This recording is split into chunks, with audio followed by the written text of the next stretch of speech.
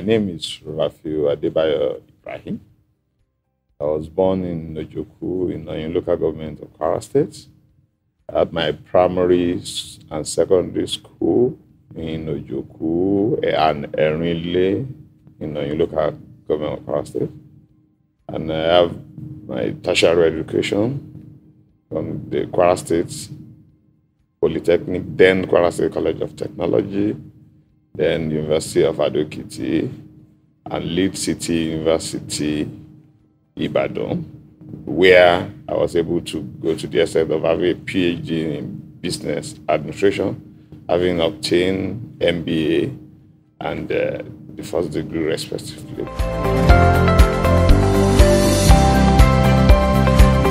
I am a trained finance and banking expert.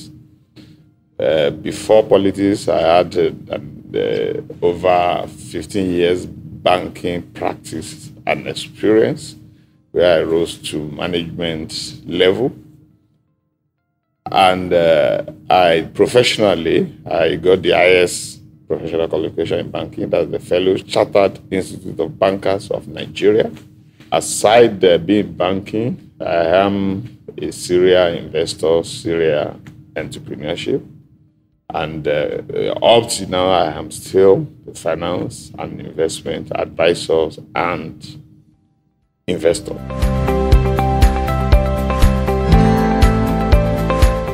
I came into politics in 2009 with passion to serve people. Even having rose to management level in banking, I came into politics, coming into the State House of Assembly to replace a brother that died mid-term of that assembly. I came into the Kwara State House of Assembly, where I successfully represented my people. And to the glory of God and the support of our people in 2011, I was able to go represent our people under the People's Democratic Party then at the Federal House of Representatives, representing the fellow doom of our new federal constituency. To the glory of God, having served successfully in the House of Reps. In 2015, I contested and won the election and represented the people of Kwara South in the 8th Senate, which up to today is I judge the best Senate in the Federal Republic of Nigeria. And I was one of the best products of that Senate, where I was the chairman Senate Committee on Banking, Insurance, and other financial institutions. And as a legislator, I sponsored and co-sponsored many bills. Majorly, I am a reform champion that was even certified by Presidential Enabling Business Environment Council under the leadership of the Vice President, Professor Yemi Osibajo, in 2017. And this is basically due to 2 reform bills that I sponsored that was signed into an act by the President and was majorly responsible for pushing Nigeria under the World Bank indicator for getting credit from number 44 to number 6. I was part of almost all the reforms in the 8th Senate, for the private sectors, for the reform in finance industry. I was part of amendment of CBN Act, Banking and Other Financial Institution Act, Mortgage Institution Act, so I am vast and very experienced in the legislative, especially when it comes to economy and finance.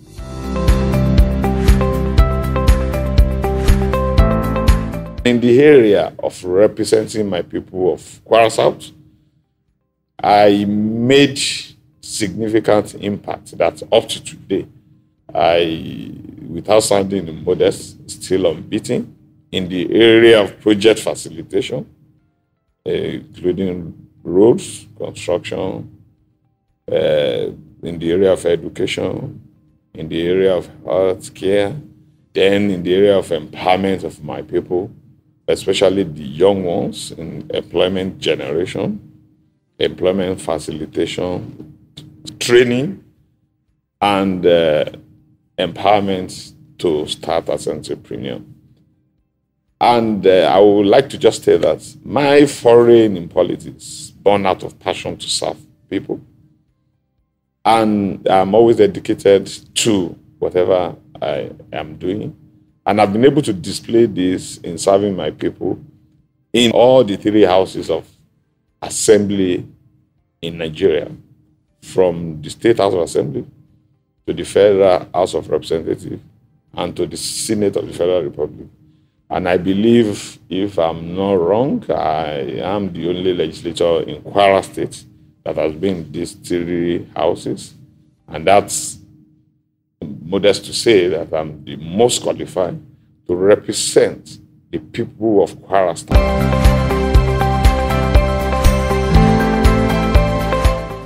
Practically, we can say the current government at state and federal level has practically run the nation almost aground. And I will buttress that point simply by just referring to the budget that was just signed by the president. That in that budget, the debt service to revenue is 80%. In a simple and layman parlance, it means that if we have 100 naira as revenue as a nation, we're going to use 80 naira out of that 100 naira to pay interest on our debt, not debt repayment. So you can see that before you now talk of personnel costs, before you talk of overhead, before you now be dreaming about coming to project execution. So it means that the budget will not have any impact in the country.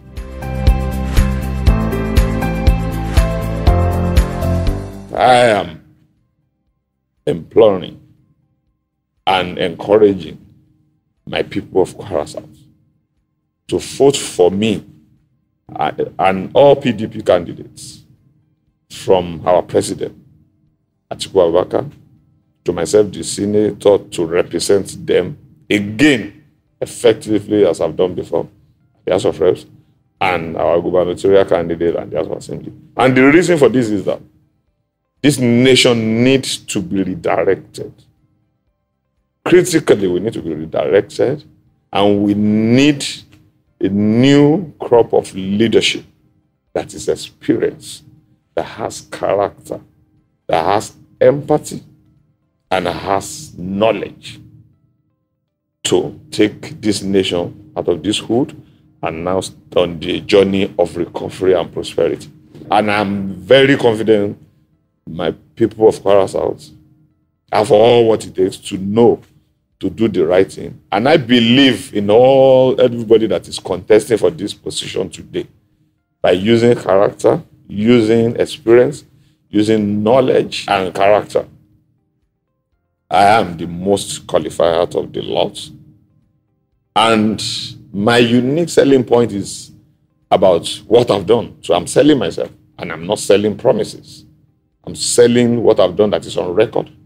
I want people to take decision on whether to vote for me or not, on what I've done in my private life as a banker and a successful businessman, and what I've done in governance from the House of Assembly to the Federal House of Reps and the Senate of the Federal Republic in the A-Senate, that I modestly will always say, and is adjudged as the best Senate ever in the history of Nigeria, in terms of bills, in terms of intervention, in terms of check and balances on the executive arm of government.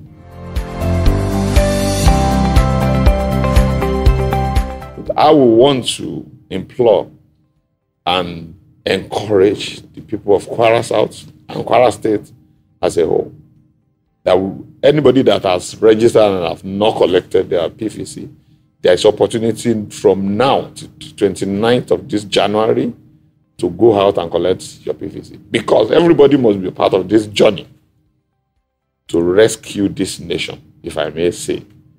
And now elects new crops of leaders that has been seen, be tested to be reliable and are focused on serving the people.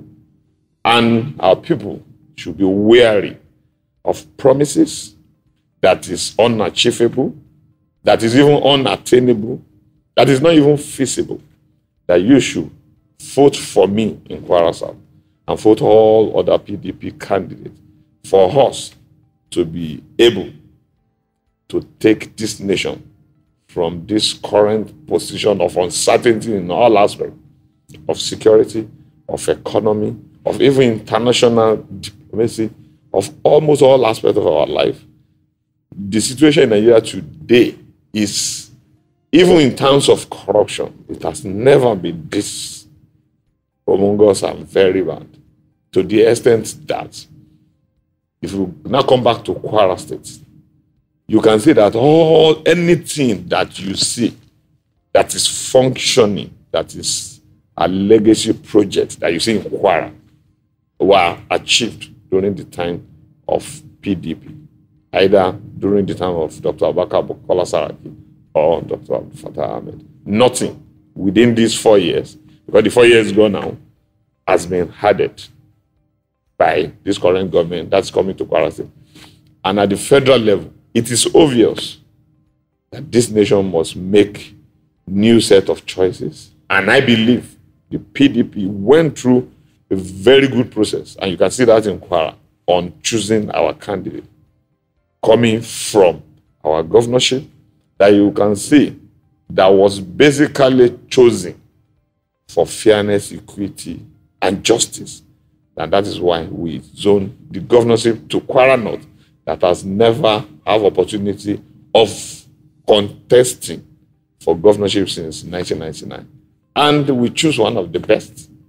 We were one of the best from that Kwara North that we know can govern the state effectively.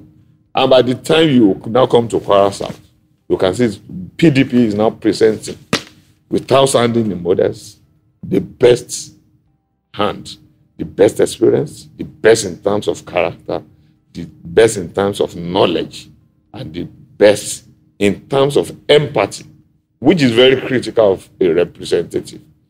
And I know that Kwara South people are knowledgeable to make the best choice. And we should be wary of phantom promises that is, as a legislator, is not achievable. I remain your son, Rafiu Ibrahim, who has represented you before, and I have my track record with you, and I'm imploring you to now judge me based on what I've done with the people before, and vote me come 25th February 2023 and all other PDP candidates in this election.